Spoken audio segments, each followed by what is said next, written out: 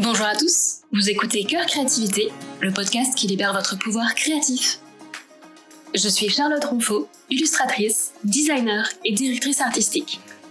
Diplômée des Beaux-Arts de Toulouse, je suis indépendante depuis 2013 et pendant 8 ans, j'ai été à la tête d'une marque d'accessoires appelée Malo, qui m'a permis d'assouvir ma créativité et de me faire connaître en tant que créatif.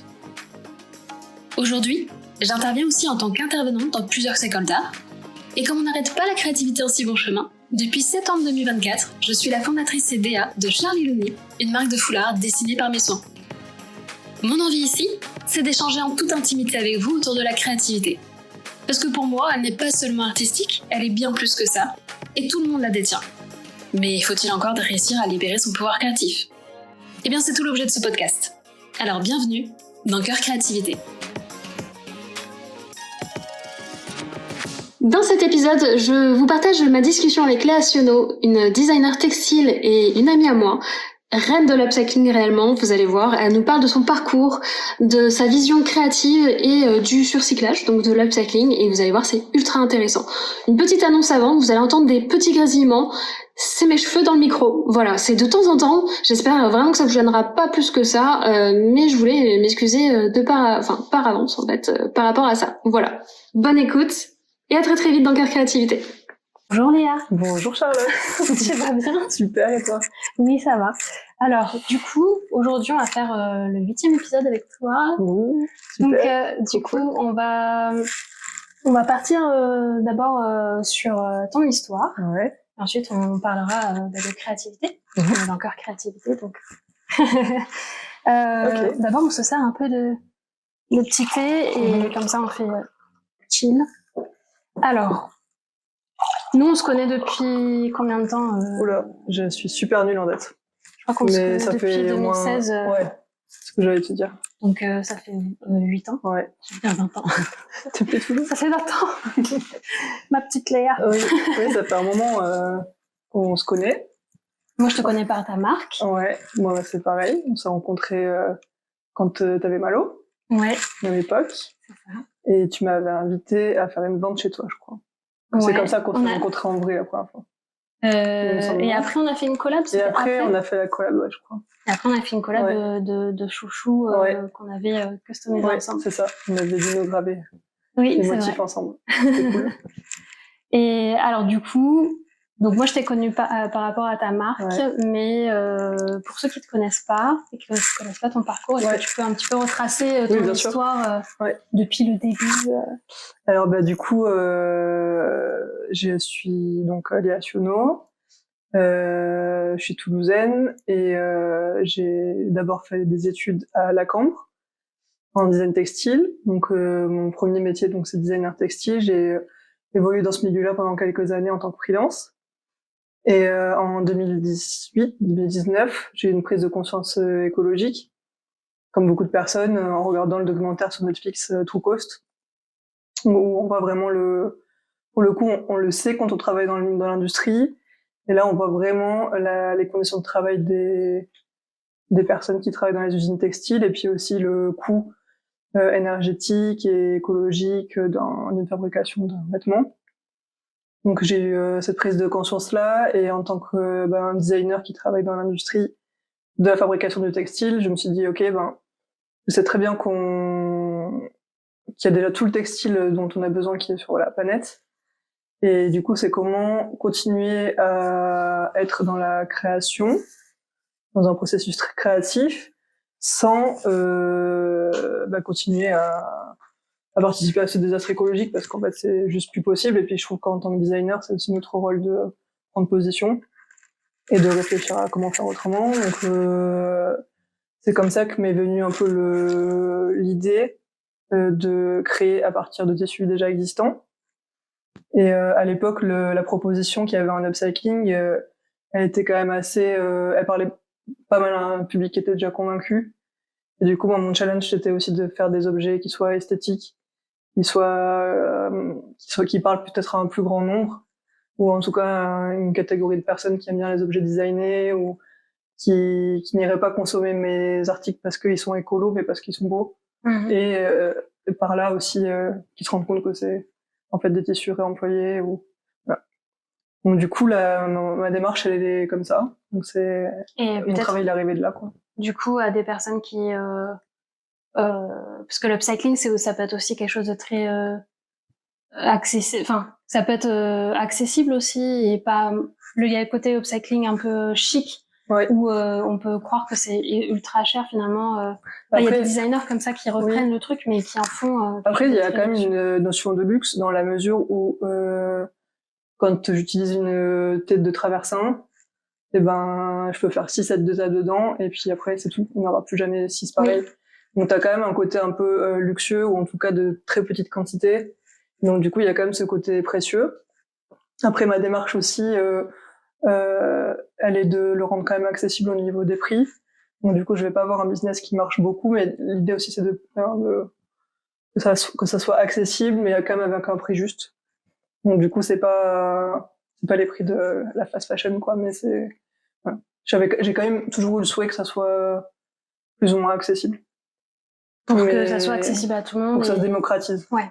Voilà. Okay. Mais il y a quand même, pour moi, c'est quand même une forme de luxe, en fait. Même si c'est pas utiliser des matériaux super précieux ou, pour moi, il y a quand même un truc de revalorisation et donc, du coup, d'upcycling, voilà, de réélévation dans le marché, en fait. Des choses qui peuvent être un peu des déchets ou des choses dont on veut plus servir, qui sont abîmées. Donc, ça, c'est par rapport à ta volonté de designer upcycling. Mais est-ce que tu peux revenir sur ton parcours à partir de ton parcours en tant qu'étudiante avant ça? Okay. Du coup, d'avoir vraiment ce wake-up call. Alors, déjà, je viens d'une famille quand même assez... qui m'a toujours amené au musée, donc j'ai quand même eu une éducation quand même plutôt tournée vers la culture et vers les arts graphiques.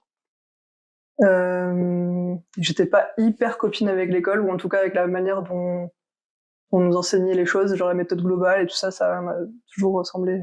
Et t'as grandi où? J'ai grandi à Toulouse. D'accord. Ouais. Et il y avait des choses qui me semblaient un peu absurdes, ou en tout cas pas...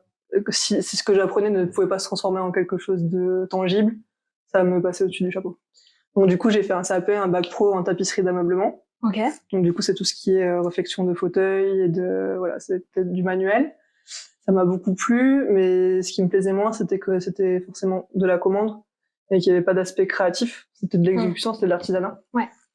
Donc du coup, j'ai fait une passerelle en art appliqué, donc chez Aprépart à Toulouse. D'accord. Une super école de qui est à Matabio, du coup. Ouais, c'est ça. Ok.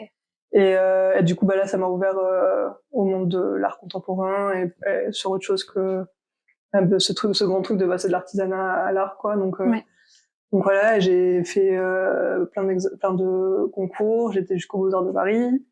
C'était hyper formateur. Et finalement, j'ai été prise aux Beaux-Arts de Metz, donc dans l'est de la France. Ok. J'y suis partie une année avec en tête d'arriver à la Cambre. En fait, la Cambre, c'est une super grande école d'art appliqué. Ouais. Et du coup, je me sentais pas prête en sortant juste de prépa d'atteindre le niveau pour rentrer dans cette école. Il y a un concours à passer. Il y a un concours à passer qui dure une semaine. D'accord. Et donc c'est vraiment très complet. Après, c'est une grande école, donc par exemple la moyenne n'est pas à 10 mais à 12. Mm-hmm. Si t'as pas la moyenne dans n'importe quelle matière, mais il y a aussi de l'histoire, il y a de la philo. Si t'as pas la moyenne, tu redoubles. Donc c'est quand même une école avec des exigences un peu poussées, on va dire, quoi. Et donc voilà, donc du coup j'ai fait une année aux Beaux-Arts, une année propédeutique, donc on touche un petit peu à tout. Et cette année-là, du coup, j'ai travaillé tout autour du fil de la pensée. Et je pensais déjà donc textile. Donc en fait, c'était un peu le design textile, c'était un peu la rencontre entre l'artisanat, donc le côté plus art contemporain et plastique en fait des Beaux-Arts. Donc ça me semblait bien en fait, c'était de l'art appliqué. Et donc j'ai passé le concours de la Cambre, j'ai été prise et là j'ai passé 4 ans à la Cambre en design textile. Donc en fait, le design textile aussi ça en fait ça peut paraître un peu flou, mais c'est vraiment en fait un designer textile, il va savoir créer du tissu au sens large. Donc aussi bien savoir faire des prints, donc digitaux, manuels, donc faire de la sérigraphie, ça. Au niveau de la teinture, connaître toutes les teintures végétales et chimiques. Au niveau de textile pur, connaître toutes les matières, savoir faire les tests. Quand tu brûles une fibre, savoir sentir si c'est du coton ou de la laine, donc reconnaître vraiment toutes les matières et leurs propriétés, donc savoir aussi qu'est-ce que tu utilises ou pas pour tel ou tel usage. Donc on fait ça, on fait du tissage, donc pareil, manuel industriel, et de la maille manuelle et industrielle aussi. Donc du coup, ça te permet d'avoir soit une pratique très artisanale ou alors une pratique aussi pour travailler à la plus grande échelle. Et la camp, c'est quand même aussi, c'est quand même pas mal tourné aussi sur la réflexion et il y a quand même une approche assez contemporaine et pas que appliquée. Oui. Voilà, c'est pas de l'artisanat, vraiment il y a une. On te fait réfléchir à il y a vraiment une approche, une conceptualisation assez poussée de tes projets. Ok. Et c'est un peu comme aux Beaux-Arts aussi. Oui, c'est ça. Mais avec un savoir-faire à la clé qui est manuel aussi, quoi. Et en tout cas des médiums qui sont manuels également.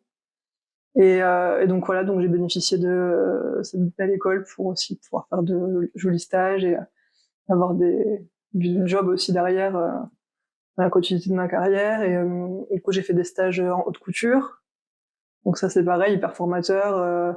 T'as fait quoi comme stage du coup? Alors c'était à Anvers, c'est la capitale de la mode à Bruxelles.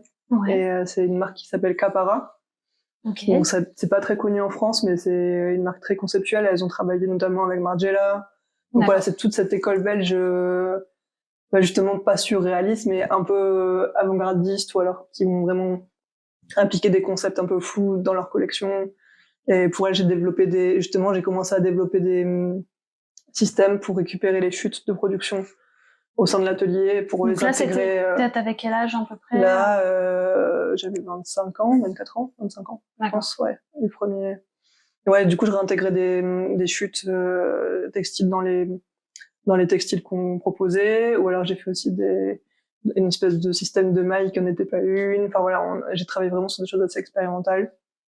Puis après, par la suite, j'ai travaillé en freelance pour des grandes marques, des groupes un peu, justement, pas très clean. Et puis aussi pour des plus petites structures, comme Bonne Maison, par exemple, qui fait des chaussettes.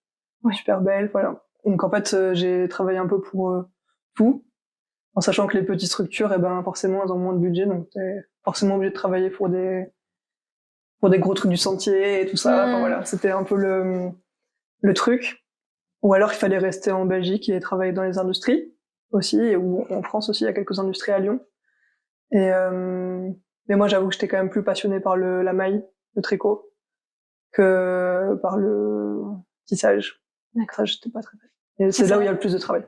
Du coup, c'est à partir de là où tu avais commencé à avoir une... En fait, en travaillant dans le milieu, t'es un peu dedans, et enfin, t'es même totalement dedans, tu connais les enjeux, tu sais tu connais les backstage de la création textile.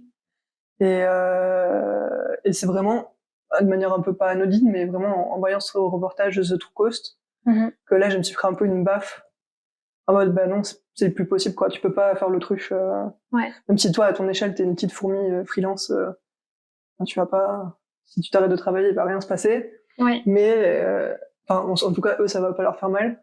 Mais justement, c'est peut-être aussi, moi, en tant qu'humain, en fait, je me voyais plus faire ma vie là-dedans, quoi. Enfin, c'est un truc. Oui. Mais ensuite, c'est les petites fourmis qui, à plusieurs, c'est ça, peuvent changer quelque chose. Le colibri qui va éteindre le feu. Mais ouais, du coup, voilà, c'est un peu à partir de là où ça s'est déclenché aussi en moi, même là, une manière de consommer différente. J'ai toujours beaucoup consommé en seconde main, mais là, c'était même par rapport aux vêtements ou à la manière de manger aussi. En fait, j'ai voulu commencer à consommer plus en vrac, par exemple, au supermarché, ou aux trucs bio et tout ça. Et en fait, je me rendais compte que les sacs à vrac, déjà, ils étaient pas pratiques. Et puis, c'était fait en coton, mais tu savais pas d'où il venait le coton. Enfin, il y avait un espèce de paradoxe à vouloir consommer en vrac, mais avec des pochons qui sont faits en Chine, tu vois. Ouais. Et du coup, en fait, j'ai commencé véritablement mes trucs de couture en faisant des sacs à vrac. Ça s'appelle les bunny bags, et qu'on retrouve dans mon livre que j'ai sorti là il y a 2 ans. Et en fait, j'ai vraiment commencé par là, et puis à l'époque, j'avais les cheveux beaucoup plus longs, et j'ai aussi un peu par hasard ou par utilité commencé à faire des chouchous. Et à l'époque, en 2019, il il n'y avait pas ce truc-là où tout le monde a des chouchous maintenant. En c'est France, genre le truc hyper... c'était pas encore... c'était vraiment... c'était pas revenu à la pas du tout. tendance, quoi. Et avec des cheveux super longs, bah, du coup, quand tu te les attaches la nuit, Enfin, tu te rends compte qu'en fait, le matin, tu t'arraches pas la moitié des cheveux. Oui. Avec un élastique classique, qu'avec un chouchou, c'était super pratique. Et en fait, j'ai commencé avec ces chouchous-là, et c'est ça qui a pris. D'accord. Voilà. Alors Mais du ouais, coup, voilà. en fait, ta créativité, elle vient du fait que tu trouves toi des problématiques dans ton quotidien, Ouais. et ensuite tu Oui, c'est transformes ça. Ouais. à ta manière, du coup, avec du textile que tu Ouais. viens chiner et que tu vas transformer Ouais, c'est en un ça. accessoire Ouais, ça serait utile, plutôt, quoi. ouais, c'est ça, ça partirait d'une contrainte et du coup, je vais transformer ça en quelque chose. Et comment tu la perçois, ta créativité, depuis que t'es petite? Est-ce que tu t'es sentie créative ou est-ce que c'est venu au fil du... Non, pour moi, ça a toujours été assez T'as une anecdote à nous partager? naturel ou, enfin, vraiment, depuis toute petite, je suis un peu l'artiste de la famille, franchement. Et j'ai toujours été un peu celle qui dessinait tout le temps, enfin, ça a toujours été assez, enfin, je sais que mes profs, ils disaient à mes parents que j'étais une artiste. Ça a jamais été un truc, enfin, ça a toujours été assez naturel de travailler, de vivre de mes productions, quoi. Voilà. Quoi qu'elles soient. Et puis après, j'ai aussi des parents une mère beaucoup qui m'a poussé. Enfin, ils m'ont toujours donné les moyens. J'ai aussi cette chance d'avoir grandi dans un milieu privilégié qui m'a soutenu dans mes différentes démarches, qui ont compris vite qu'en fait, il fallait pas m'assommer avec l'école et que si j'avais envie de faire un truc de mes mains, qui m'ont aidé à me diriger vers quelque chose d'un CAP, un bac pro. Et ça a été super. Enfin, ça a vraiment changé ma vie, quoi, d'apprendre des choses à l'école et de pouvoir les appliquer et d'avoir le résultat que tu as fabriqué. Enfin, tu vois, d'avoir de la théorie et la pratique. Et ça, du coup, ça m'a vachement aidé. Donc, ouais, je saurais pas te dire, j'aurais pas un souvenir précis, tu vois, mais je sais que j'ai toujours été la gamine qui dessinait, qui faisait des collages ou des trucs, ouais. Ça a toujours été comme ça. Ok. Donc du coup, attrait plus pour le textile, dès la jeunesse, on va dire. Bon, on va rentrer dans les questions que je pose un peu à tout le monde à chaque fois. Cool. Qu'est-ce que, du coup, tu dirais... bon, on est quand même... là, je t'ai posé la question de l'anecdote de la créativité, mais qu'est-ce que ça représente, la créativité pour toi, au-delà de ta pratique? Pour moi, la créativité, c'est la capacité de se réinventer. C'est aussi la capacité de voir le potentiel dans chaque chose ou dans des choses qui nous semblent anodines et de pouvoir du coup les transposer dans un objet ou dans une création. C'est aussi savoir transmettre une émotion. Donc, par exemple, je trouve que moi dans mon travail il y a beaucoup l'idée c'est que ce soit joyeux et que il y a un côté assez solaire et assez un peu désuet et on sort un peu de la grisaille du quotidien ou des mauvaises nouvelles ou de l'écologie qui va pas du tout bien et en consommant quelque chose qui nous fait du bien en fait, donc qui est assez solaire. Donc ça c'est un peu est-ce que tu penses que du coup la créativité on peut l'être si on n'est pas artiste? Ah bah de toute façon dans tous les cas je pense que si t'es pas créatif t'es mort. Enfin je pense qu'on est tous créatifs mais on l'applique de manière différente en fait. Oui, je suis d'accord avec toi parce que du coup je pense que même je l'ai dit dès le premier épisode, les scientifiques pour moi c'est les plus grands créatifs. C'est ou même à la même échelle que les artistes finalement. Et du coup et pourtant en fait c'est des scientifiques et ça comme ça on pourrait dire que du coup la créativité elle est pas du tout mais comme tu l'as dit c'est innover et puis trouver vraiment quelque chose de la nouveauté quoi autour de soi et de le transformer surtout. Oui, puis d'arriver justement à déceler dans le désuet, dans la chose que personne ne regarde, arriver à trouver quelque chose de bien, tu vois. Donc du coup ça peut être aussi, je sais pas moi, un travailleur social, il va réussir à aider quelqu'un et donc du coup ça va être une forme de créativité ou d'intelligence en fait. Tu peux aussi le transposer comme ça. Pour moi Ouais, ça s'applique, hein. Enfin, c'est hyper large, C'est la un peu, créativité, quoi. Ouais, c'est ça. Je pense que c'est un peu lié à l'intelligence émotionnelle Ouais. quelque part, Ouais, c'est ça. en fait. Mhm. C'est très relié. Mais du coup, j'ai l'impression, je sais pas, mais bon, je fais par rapport à mon prisme, bien sûr, mais qu'en France, c'est très compliqué de d'accepter, en tout cas, enfin, chez certaines personnes, leur émotion et donc du coup leur créativité. Ouais. Tu vois. Oui, il y a peut-être un truc justement de. Après, je pense que ça tend quand même à changer parce que les esprits ils changent aussi, tu vois. Mais il y a quand même un peu ce truc de, pareil pour les études, faut absolument faire scientifique, sinon ta vie Ouais. elle est nulle et voilà. Et du coup, tu penses que si t'es scientifique, t'as aucune part de créativité, alors que non, en fait, on en a tous. Donc oui, après il y a un peu ce truc-là, mais j'ai l'impression quand même que les nouvelles générations, elles sont quand même vachement plus déconstruites par rapport à tout ça. Et que même notre génération, qui devient parent, on est quand même sur un truc où je pense qu'on va pas inculquer ça à notre nouvelle génération. Ouais. Et je pense qu'il y a, enfin, je vis peut-être pas un peu dans le monde des bisounours, mais je pense que ça va tendre quand même à se démocratiser tout ça. Après, être moins dans des cases. Enfin, la société aujourd'hui, tu peux pas.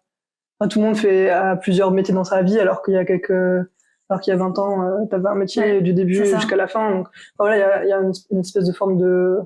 La génération des boomers, c'est un peu. Ouais, c'est totalement différent par rapport à ce que nous on vit. C'est comme tu dis, oui, c'est que c'était la génération de leurs parents qui eux sortaient de la guerre et qui pour eux c'était leur idéal, c'était d'avoir un boulot, d'avoir une maison, la sécurité, etc. Nos parents, du coup, ces boomers-là, c'est ça, mais ils ont un petit peu essayé de sortir du cadre, mais finalement, ils sont rentrés.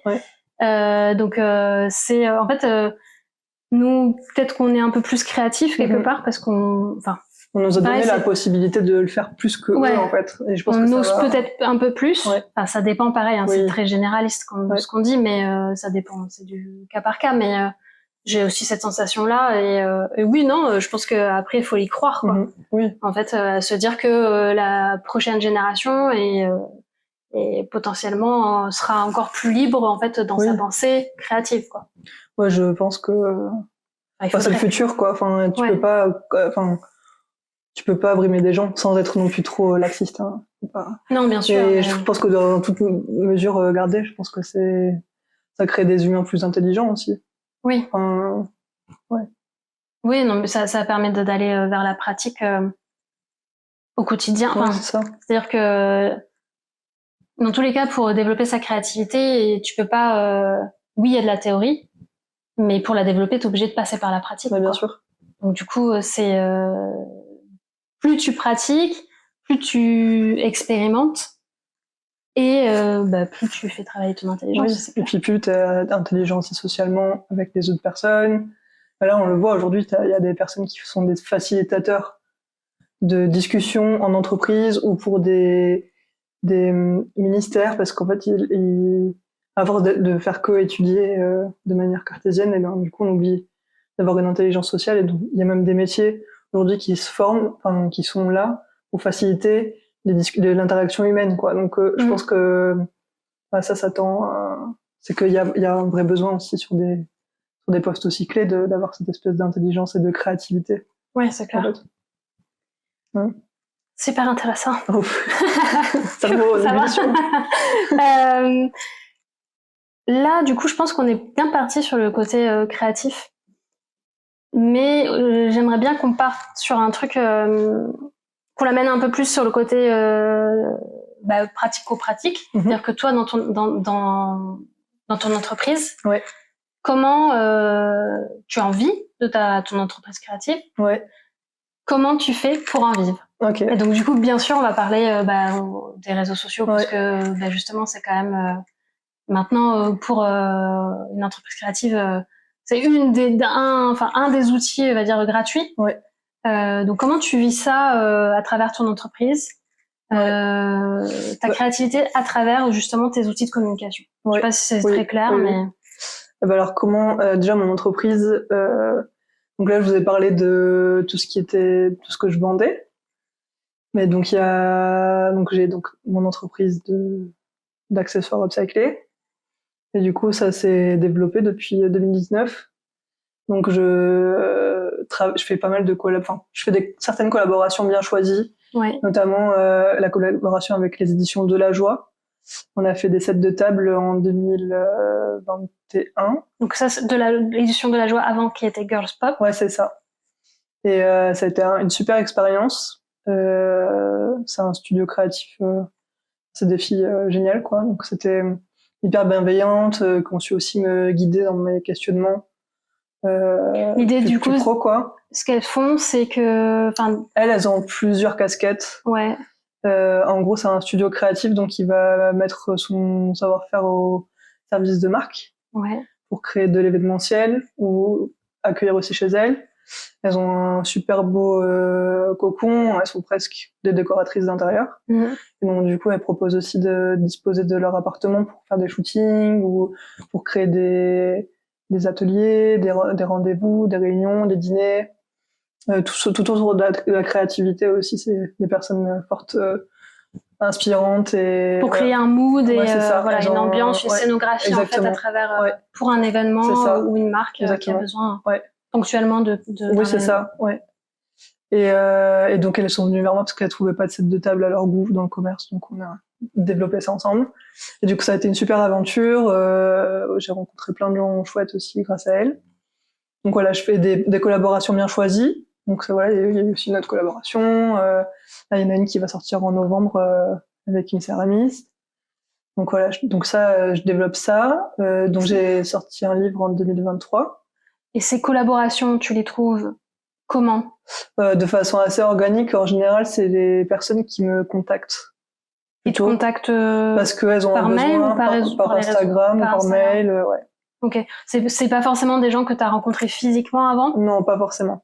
D'accord. Non, parce que après on habite à Toulouse, même si c'est pas le coin le plus paumé de la terre, c'est sûr que en fait je suis pas fermée à travailler avec d'autres personnes qu'à Toulouse, quoi. Enfin, oui, bien sûr. Voilà. Et ouais, et puis en fait je rencontre pas mal de personnes grâce à Clin d'œil. Donc c'est une boutique atelier à Paris. Pareil, un super endroit où je vends mes produits. Et c'est aussi elles ont un super réseau. On se ressemble un petit peu tous, donc du coup on a souvent envie de travailler les uns avec les autres, et c'est souvent comme ça aussi qu'il y a des choses qui naissent. Ok. Et donc voilà, donc c'est donc des objets en vente en boutique, en ligne et dans des boutiques physiques. Je fais des collaborations ponctuelles sur des choses auxquelles j'aurais pas pensé, ou avec sur des choses qui peuvent apporter quelque chose à ce que je produis déjà. Donc j'ai sorti un livre en 2023 aux éditions Solar qui s'appelle Couture Upcycling. Donc, je l'ai, donc du coup, on va le montrer. Pourquoi pas. Hop là. Ouais. Tada. Donc du coup tu présentes des produits. Ouais, c'est ça. En fait, l'idée c'est de. Je sais pas si on verra bien. D'avoir un outil un peu clé en main pour réaliser des choses avec ce qu'on a à la maison. Donc il y a que faire avec des serviettes éponges, que faire avec un sac de couchage, que faire avec du linge de maison. L'idée c'est que ça soit super simplifié et qu'on n'ait pas peur en fait d'aller couper dans le tissu, enfin de sacraliser un petit peu la couture qui peut être très académique et très qui fait peur. Ouais, voilà, qui fait peur. Donc du coup l'idée c'était vraiment de pouvoir un peu donner les clés et puis d'aider les gens à se lancer. Moi j'adore le gilet. Oui, le gilet il est cool. Je pense qu'on en fera un ensemble. Ouais, avec plaisir. Et ouais, donc voilà, il y a ce projet de livre. Et du coup, ça m'a donné envie de partager toujours plus mon savoir, parce que pour moi aussi, cette idée d'upcycling et de projet responsable, c'est aussi une question de partage. Je pense qu'il y a une vocation à ce que ça soit diffusé, en fait, à diffuser la bonne parole, ou en tout cas le message écologique. Et du coup, depuis donc 2023, je développe des ateliers, donc pas mal pour des entreprises. Là, par exemple, je vais faire un atelier la semaine prochaine pour apprendre à réparer ses vêtements. Donc voilà, toujours tourné vers réparer, l'upcycling, l'écologie.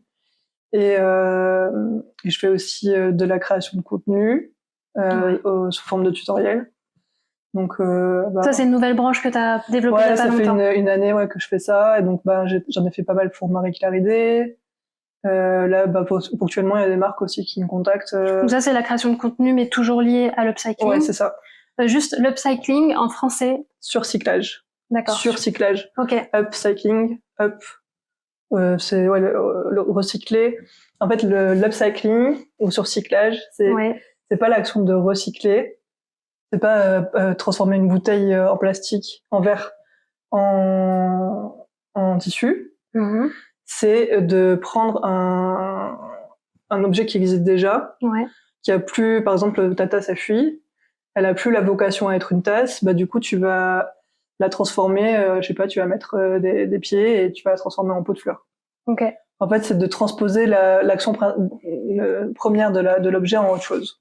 Je pense que c'est important de le dire comme ça, de l'expliquer, parce que du coup, c'est pas forcément clair. Oui, pour moi, c'est mon quotidien.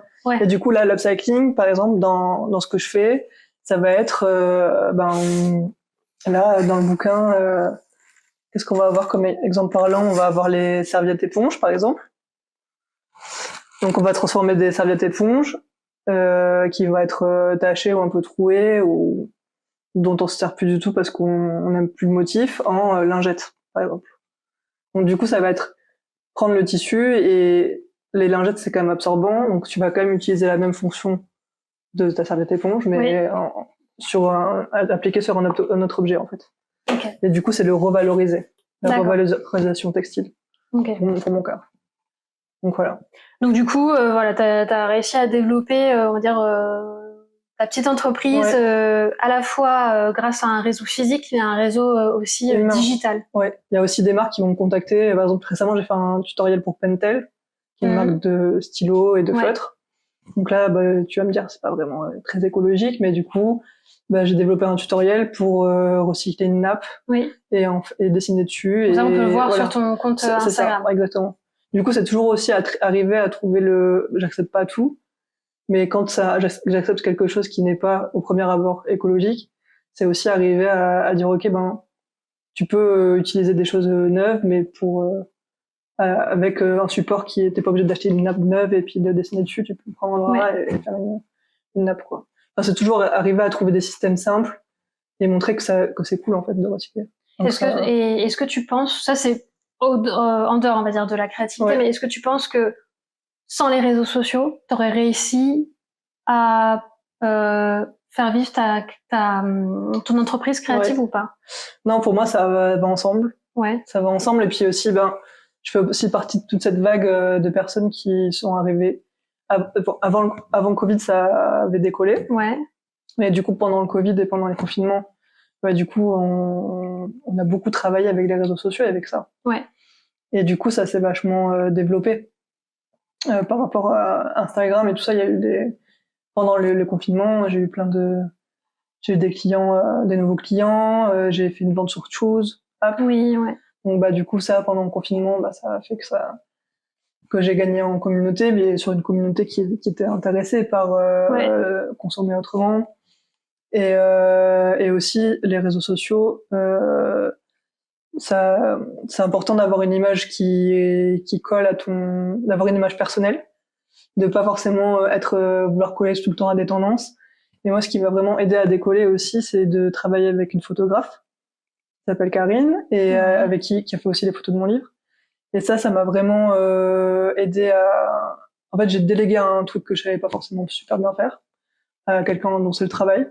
Tu travailles encore avec elle? Je travaille toujours avec elle, ouais. Et du coup, je lui laisse souvent carte blanche, même parce que je trouve qu'on a la même esthétique. Vous comprenez, ouais, c'est ça. On est sur.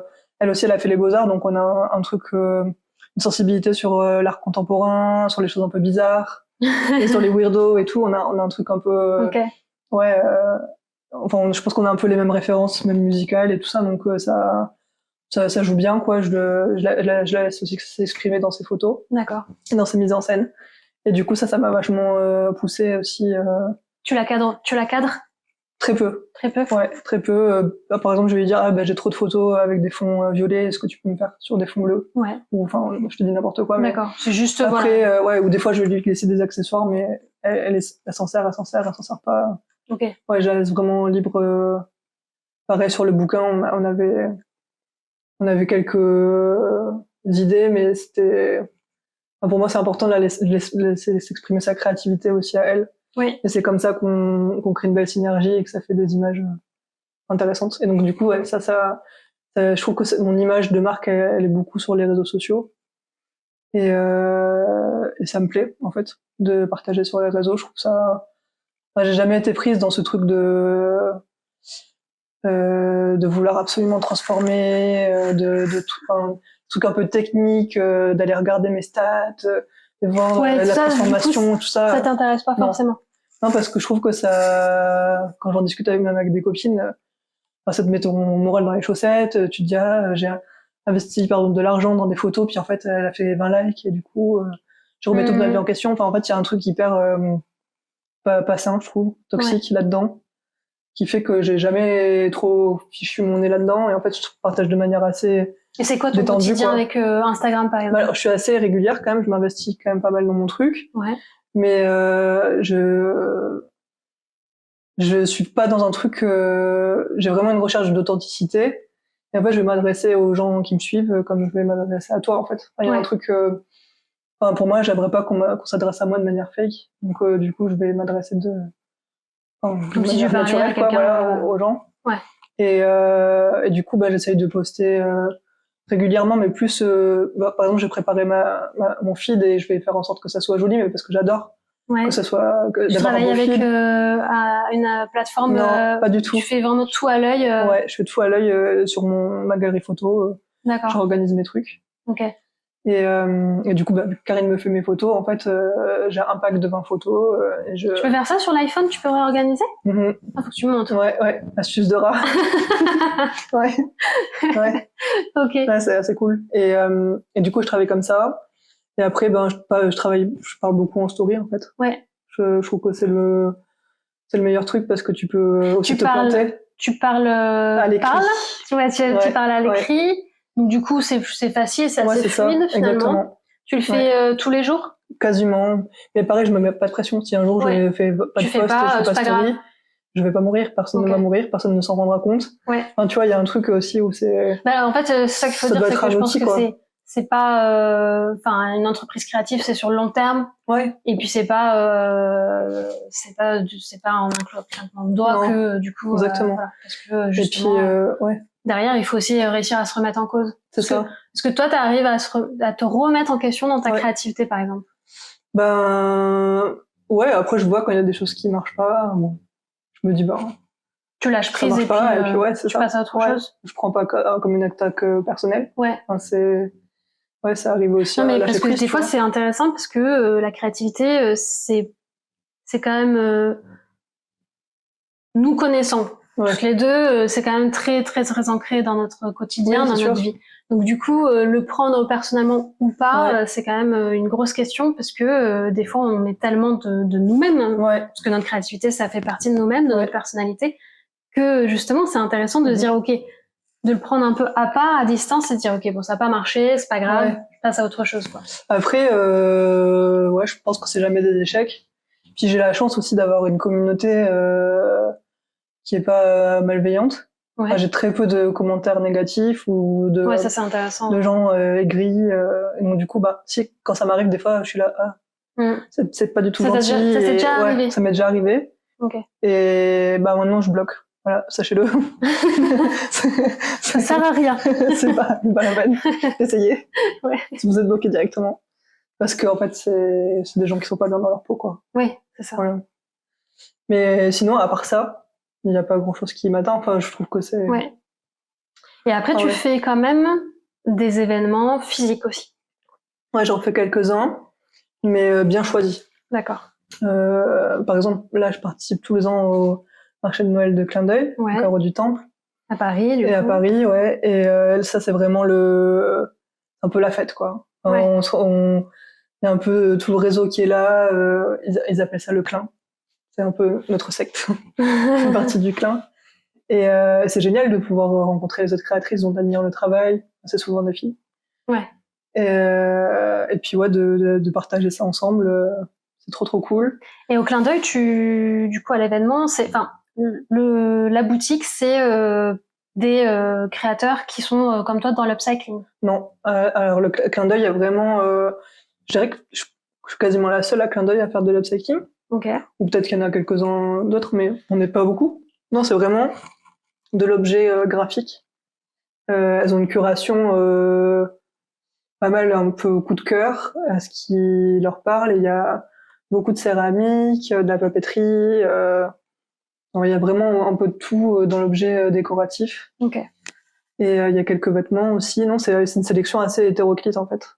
D'accord. Et du coup, par exemple, au carreau du temple, tu vas avoir la savonnerie ciment qui fait des savons du coup en forme de carreau de ciment hyper cool. Tu vas avoir Katia Sanchez qui fait des pulls, genre celui que je porte aujourd'hui, qui présente, qui fait partie un peu du clin en général, même si elles vont pas forcément ces pulls là-bas. T'as vraiment de tout. T'as l'atelier de Paulette qui fait des barrettes avec des paillettes. En fait, c'est les créateurs que tu retrouves dans leur boutique. C'est ça, ouais. Ouais, okay. C'est ça. Et peut-être pas forcément dans leur boutique, mais qui répondent aussi à l'esthétique qu'ils recherchent. Et ouais, c'est des gens créatifs, quoi. Justement. Okay. En parlant de créativité, du coup, le dernier, on va dire, nerf de la guerre, où je trouve qu'on parle pas assez, en tout cas pour moi en France, ou alors peut-être que je suis pas encore, j'ai pas trouvé les personnes qui en parlaient beaucoup, c'est les blocages créatifs. Ouais. Et je trouve que c'est intéressant d'en parler parce que on est tous humains et que ça arrive, c'est sûr. Est-ce que toi, t'en as déjà vécu? Ouais. Des moments un peu difficiles, et comment t'as fait pour te relever, ou des fois t'as pas réussi du tout? Est-ce que après, tu peux me raconter un peu ça?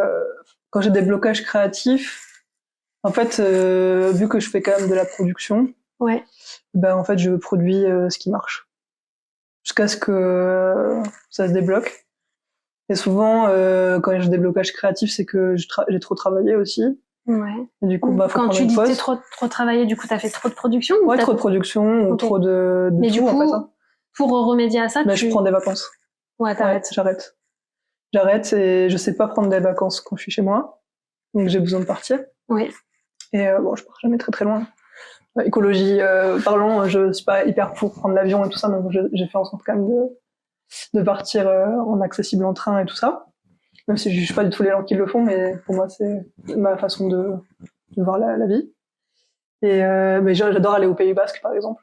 C'est vraiment ma safe place. Je trouve que cet endroit est juste génial, et du coup c'est dans ces moments-là en fait où je coupe de la maison ou du quotidien, et là j'arrive je pense plus du tout à mon travail, et c'est là où ça revient en fait. Ça repop. Et pour toi, ton blocage créatif, c'est plus de manière physique, c'est-à-dire que tu n'arrives plus en fait à faire les choses que tu dois faire. C'est ça. Ou alors c'est moins cérébral. Ou à réfléchir à un produit qui n'existe pas. Enfin, je sais que là, du coup, en 2018, 2019, la vie était belle, j'étais toute seule sur le marché, tout allait bien. Et là, aujourd'hui, c'est super. Après, ça s'est développé, et ça veut dire que c'était pas un truc utopiste de babos de faire de l'upcycling, et qu'en fait, il y a une vraie réalité même marchande aussi de faire ça. Donc, du coup, il y a de plus en plus de personnes qui se lancent, il y a de plus en plus de personnes qui font les mêmes produits que toi, parce qu'ils voient que ça marche. Donc, du coup, t'as aussi moi, en tout cas, j'ai cette pression d'arriver à proposer des choses nouvelles qui n'existent pas forcément sur le marché, même si c'est toujours inspiré de quelque chose qui existe déjà. Et du coup, c'est aussi un peu cette course à avoir la bonne idée. Et ça tombe pas du ciel, quoi. Ouais. Enfin, ou si, ça tombe du ciel, mais du coup, faut quand même avoir de l'espace mental pour le faire. Faut se laisser tranquille. Exactement. Des fois, et s'ennuyer, et juste faire autre chose. C'est ça. Moi, c'est vraiment des fois, je vais y penser, je vais avoir une idée alors que je suis en train de faire du vélo ou des trucs où tu fais totalement autre chose, où ton corps, en tout cas, il est occupé à faire autre chose, quoi. Du coup, c'est des moments qui t'arrivent assez souvent ou c'est Ça dépend. Il y a des périodes. En fait, j'ai l'impression que, comme beaucoup d'humains, je suis plus créatif quand il fait beau. Ouais. Et quand il commence à faire moche, je suis au bout du rouleau. Ouais. Et je vais être dans un espèce de tunnel. Enfin, là, je sais cette période-là, on enregistre en septembre. Et du coup, c'est les périodes où ça va commencer à être le tunnel de fin d'année. Ouais. L'automne, c'est un peu chaud pour toi. Je réfléchis pas. Je réfléchis plus, là, et je fais. Tu fais. Ouais. Pour t'occuper et éviter. C'est surtout pour produire pour Noël, parce que ça arrive vite. Et pour éviter de pas voir la nuit tomber, quoi. Ouais, c'est ça aussi. Ouais. Mais il y a un peu un truc de, enfin, il y a aussi des saisonnalités dans le métier je sais pas comment définir mon métier, mais en tout cas, dans ma pratique, forcément, il y a des dates clés, c'est du commerce aussi, donc, Noël, c'est là où tu fais un peu ton chiffre, de l'année, mais presque. Donc, c'est des périodes où il faut que tu aies du stock. Et donc, c'est pas le moment où tu te poses des questions. Bien que aujourd'hui, j'ai lancé un sondage Instagram pour un nouveau produit, donc peut-être que ça arrivera entre-temps si j'arrive à le glisser dedans. Mais voilà. Et pour juste être en contact avec ta communauté, c'est principalement Instagram. Ouais, Instagram, TikTok aussi. Ouais. Ça, je l'ai développé pendant le confinement. Ok.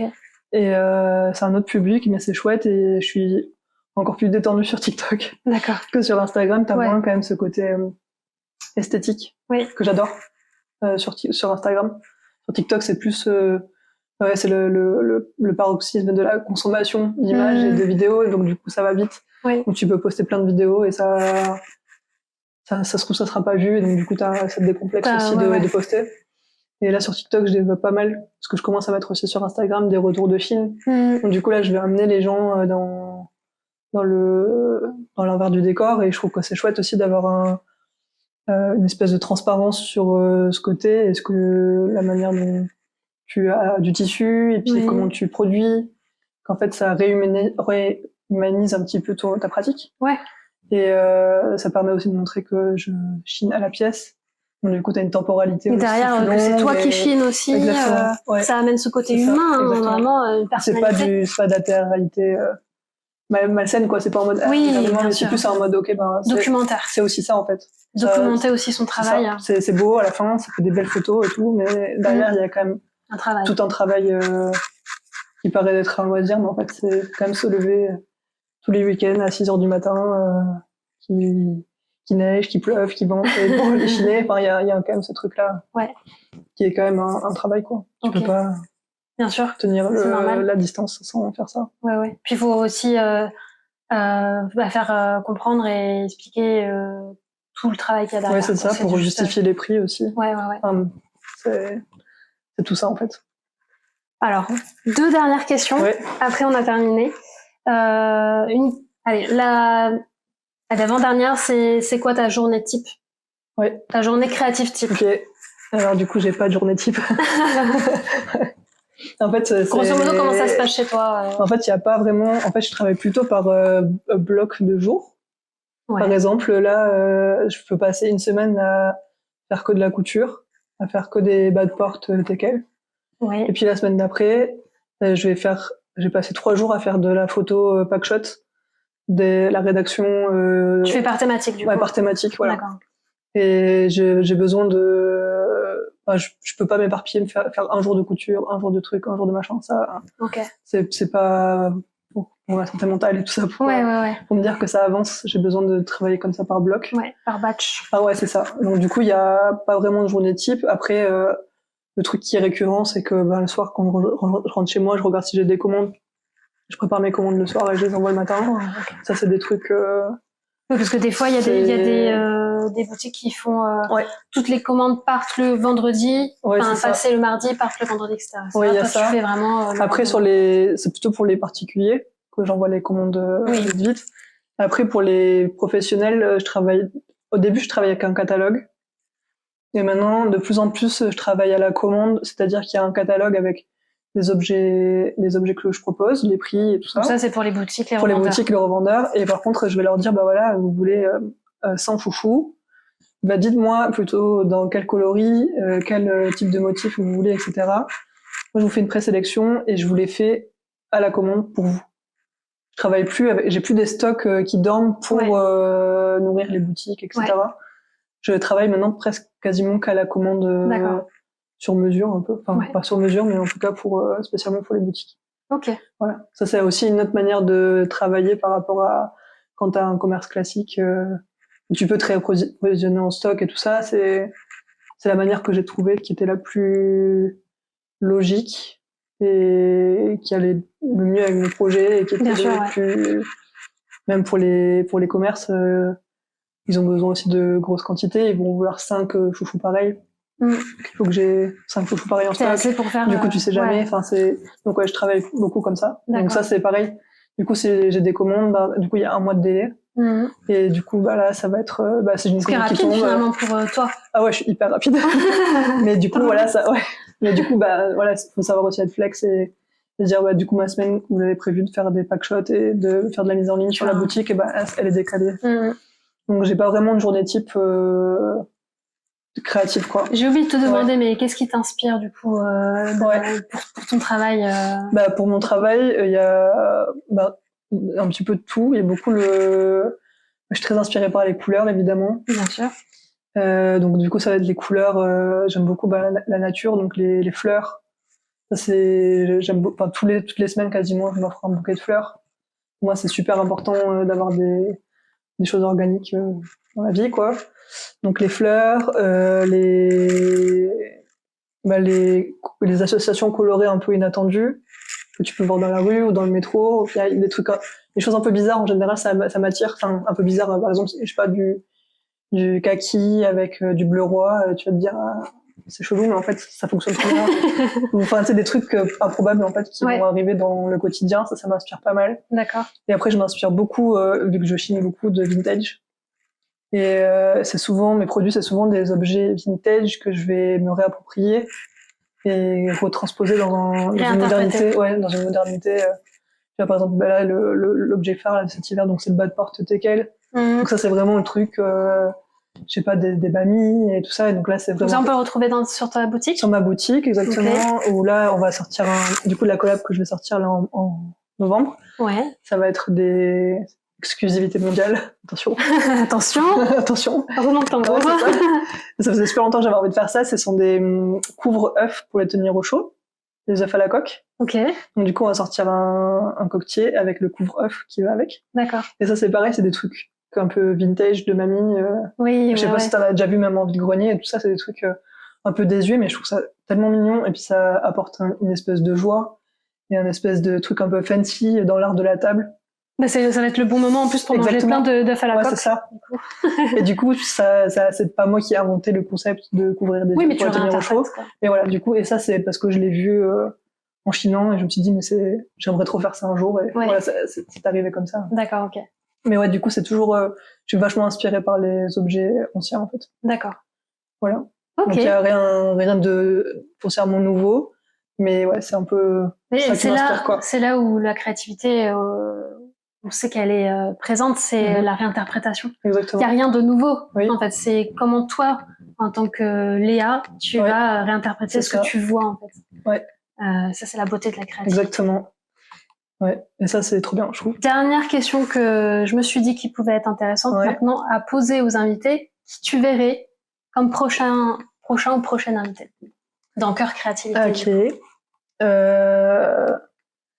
Du coup, j'ai peut-être parlé d'une chef, vu que t'en parlais. Ouais, parce que j'aimerais interroger, discuter, partager avec soit un chef ou une chef cuisinière, pâtissière.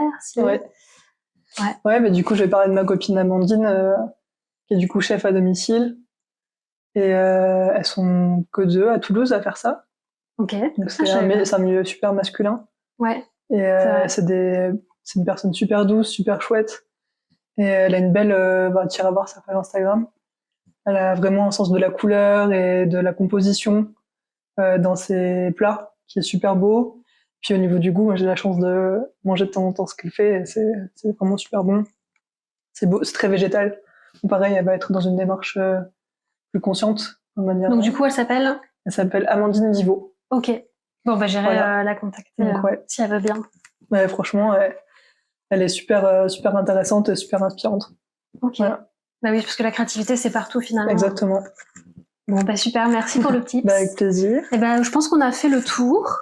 Oui. Merci Léa. Bah, avec plaisir. Merci J'espère que ça de m'avoir t'aura invité. plu. Oui, j'espère que je ne me suis pas trop... Non, je suis pas trop très partie dans tous les sens. Non, c'était très Mais bien. ouais, j'espère que ça sera intéressant et puis que ça va aussi inspirer les gens à pas hésiter en fait, à pas avoir peur à oser. de Puis de toute façon, au la pire des créativité, cas, on se casse la gueule et ben on se relève quoi. Oui, c'est ça. Puis il y a C'est un rien peu de le jeu, grave quoi. en fait. Puis il faut ne pas être trop auto-centré en fait. Si le monde ne va pas s'arrêter de tourner ou les gens ne vont pas se moquer de toi si tu rates en fait. Ouais.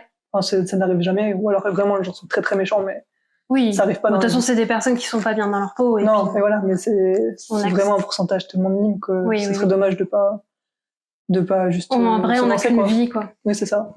C'est un peu fataliste, mais en fait, demain tu peux mourir, donc du coup. C'est ça. Et c'est ok. Et ça se trouve peut-être que dans 6 mois, je vais me dire ok, j'en peux plus, je vais arrêter ma marque, mais ce sera pas un échec. Ouais, c'est pas grave. Ça sera cool. Enfin, j'ai fait des trucs super chouettes. Voilà, on connaît, voilà. Et je suis revenue avec Charlie Looney. C'est ça, exactement. Donc voilà, il y a pas de. Enfin, la vie, c'est pas fait, c'est pas un long fleuve tranquille. C'est ça. Enfin, pour la créativité, pour les créatifs, c'est pas un long fleuve tranquille. Faut pas que ce soit un long fleuve tranquille. Non, c'est ça. Voilà. Et puis, il faut pas rester dans une situation dans laquelle on n'est pas bien non plus. C'est ça. On n'est pas des arbres. Exactement. Après tout. Ouais, c'est clair. Bon, merci Léa. Bah, merci à toi. Et puis, peut-être dans un autre épisode. Et merci pour tout grand plaisir. Bah, pourquoi pas. On va faire une série après. Alors, aujourd'hui, Christophe va vous raconter. Bon, merci beaucoup en tout Avec cas. plaisir. Et puis, j'espère que ça vous a inspiré. Et à très bientôt. Au revoir.